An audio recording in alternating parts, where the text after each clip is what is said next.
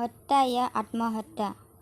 उनु के विवाह समारोह से उसकी विदाई होने के बाद रात को लगभग 2 बजे घर लौटी थी। थकान से सुबह 6 बजे गहरी नींद में थी कि अचानक उनु के घर से, जो मेरे घर के सामने ही था, जोर जोर से विलाप करने की आवाज़ों से मैं चौंक कर उठ गई। घबराई हुई बालकनी की ओर भागी। उसके घर के बाहर लोगों की भीड़ देखकर किसी अनहोनी की कल्पना करके मैं स्तब्ध रह गई। रात के कपड़ों में ही मैं बदहवास उसके घर की ओर दौड़ी। उनु उनु के नाम से माँ को विलाप करते देखकर मैं शॉकेट में आ गई। किसी से कुछ पूछने की हिम्मत नहीं हो रही थी, लेकिन मुझे वहाँ की स्थिति देखकर समझने में देर नहीं लगी। तो क्या उनु ने वही किया जिसका मुझे डर था, लेकिन इतनी जल्दी ऐसा करेगी इसका मुझे अंदेशा नहीं था। कैसे और कहाँ, यह प्रश्न अनुत्तरित था, लेकिन वास्तविकता तो यह कि अब वह इस दुनिया में नहीं रही। यह बहुत बड़ी त्रासदी थी। अभी उम्र ही क्या थी उसकी। मैं अवाक में अपने मुंह पर हाथ रखकर गहन सोच में पड़ गई। मेरा दिमाग जैसे फटने को हो रहा था। कल दुल्हन के वेश में और आज पलक झपकते ही क्या से क्या हो गया। मैं मन ही मन बुदबुदाई। मेरी रूह अंदर तो कांप गई। वहाँ रोकने की हिम्मत नहीं हुई और क्यों कर रुकूं। यह घर मेरे लिए उसके बिना बेगाना है। एक वही तो थी जिसके कारण मेरा इस दुनिया में आना जाना था। बाकी लोग तो मेरी सूरत भी देखना नहीं चाहते। मैं घर आकर तकिए में मुंह छिपाकर खूब रोई। माँ ने आकर मुझे बहुत सांत्वना देने की कोशिश की तो मैं उनसे लिपट कर बिलखते हुए बोली, माँ, सबकी माएँ आप जैसे क्यों नहीं होती?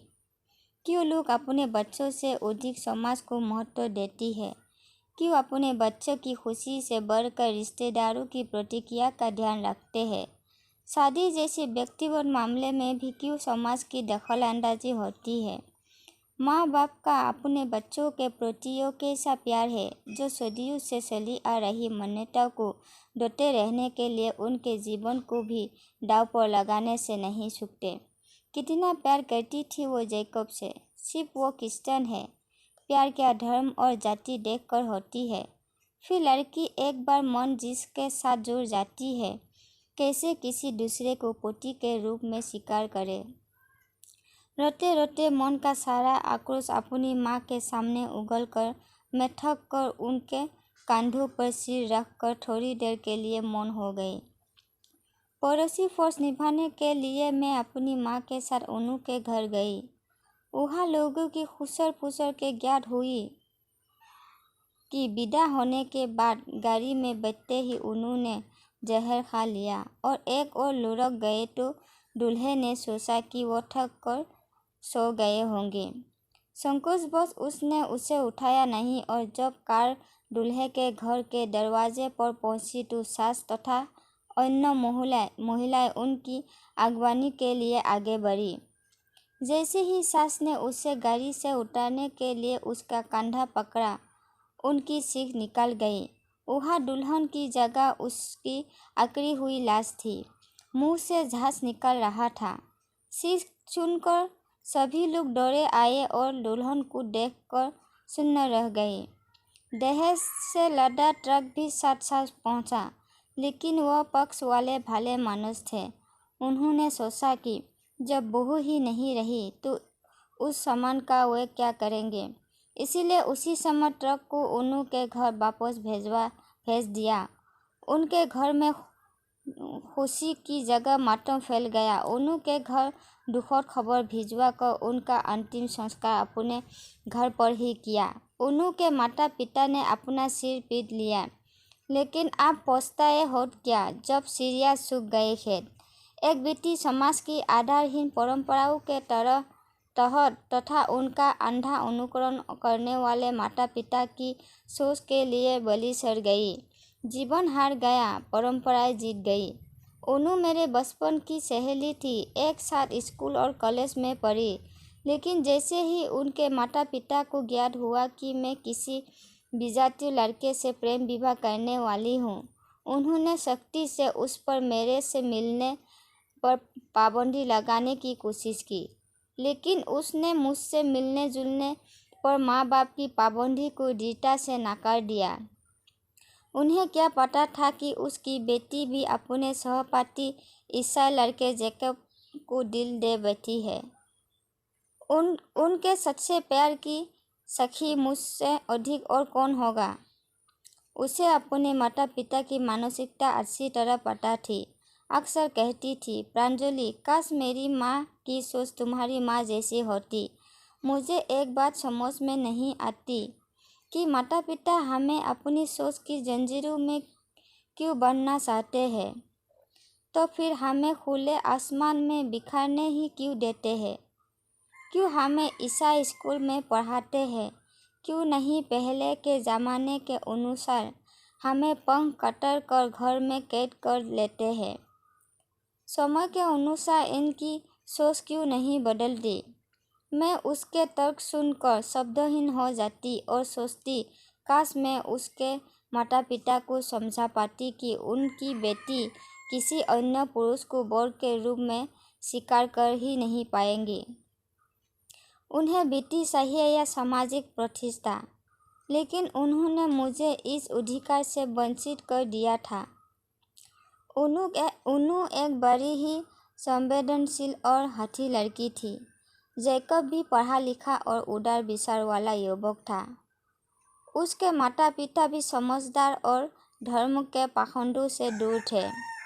वे अपने एकलौते बेटे को बहुत प्यार करते थे और उसकी खुशी उनके लिए सर्वोपरि थी।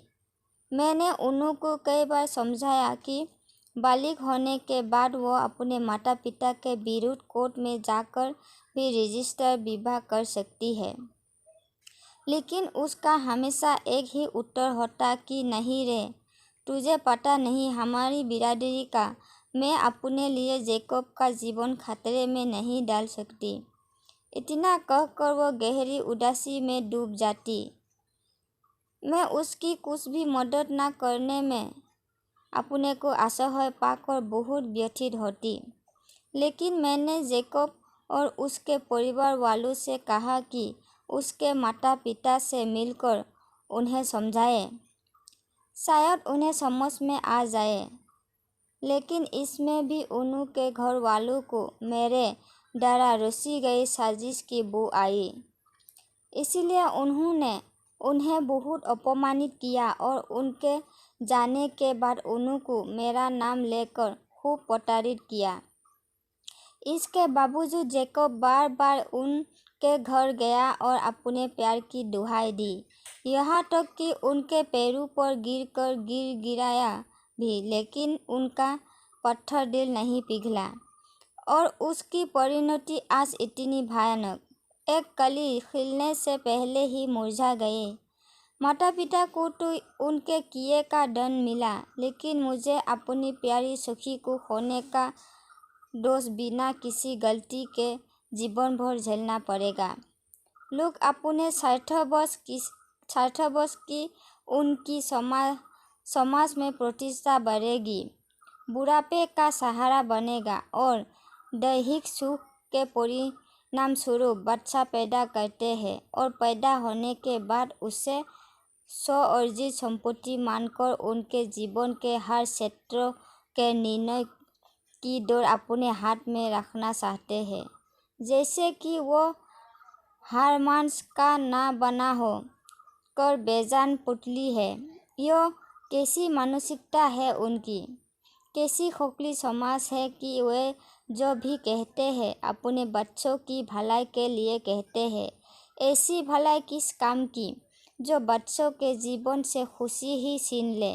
वे उसकी इस सोच से तालमेल नहीं बैठा पाते और बिना पतवार की नाव के समान अवसाद के भंवर में डूबकर जीवन ही नष्ट कर लेते हैं, जिसे हम आत्महत्या कहते हैं। लेकिन इसे हत्या कहे तो अधिक सार्थक होगा।